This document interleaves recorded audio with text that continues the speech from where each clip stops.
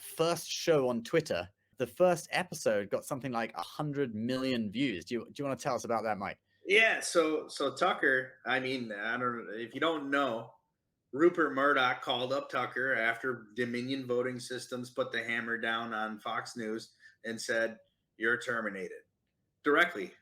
The story goes that Rupert Murdoch called up Tucker Carlson and then terminated himself. Now Tucker goes over with Elon and he launches his show. Now it's not a typical show where you see him for an hour segment. The first episode he put out, it was 2 days ago, and it was 9 minutes long. And he was picking apart the Ukraine dam was destroyed, and there's controversy over who destroyed the dam. And he puts together very concrete evidence that says that dam was destroyed by Ukraine. There's controversial evidence that says it was destroyed by the Russians. This guy got 111 million views on that video so far. My real question is what is Elon paying him to do this? And or is he paying him at all? Is he paying him at all? And if he's not paying him at all, what a brilliant guy. Because he put out his second one and he's talking about taboos. Hold true to your taboos. So in America, there's certain things that were taboo 30, 40 years ago that are now, the taboo has completely changed. So it was taboo to have an extramarital relationship 40 years ago, right? Now it's the opposite, right? Why aren't you? That's the conversation. So that second one has now up to like 43 million views. And that was only dropped less than 24 hours ago on Twitter. I'm going to have to watch that.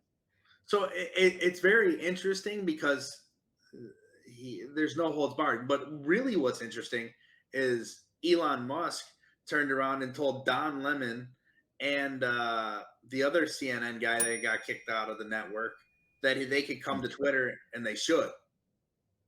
Yeah, I mean, Elon's kind of like he's not really taking sides. He wants to let everyone come on Twitter, say what they want, and then the public can decide.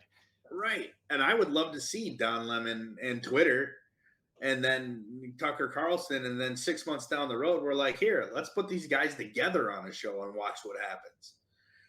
Like talk about real entertainment. So it seems Tucker actually gave up a $25 million severance package from Fox to do Twitter because, Fox says he's broken his contract by appearing on Twitter. And I think he was arguing that it's his First Amendment right to be able to have freedom of speech, say what he wants. But it seems he's given up his severance.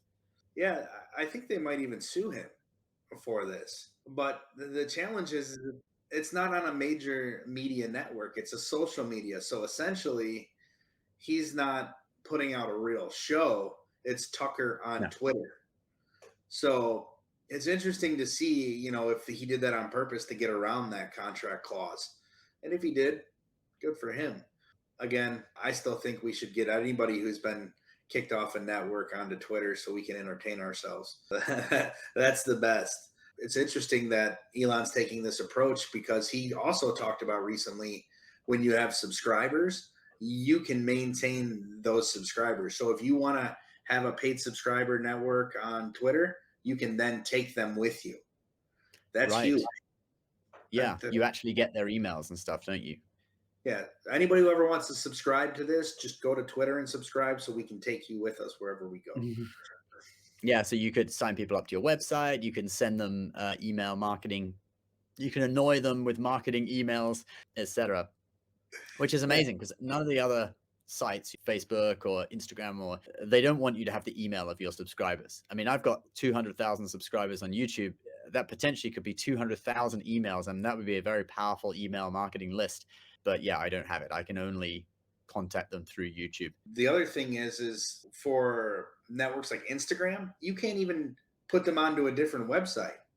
They won't even allow you to click through. You got to copy and paste it from Instagram. And if you've ever tried to do that, it's hard enough.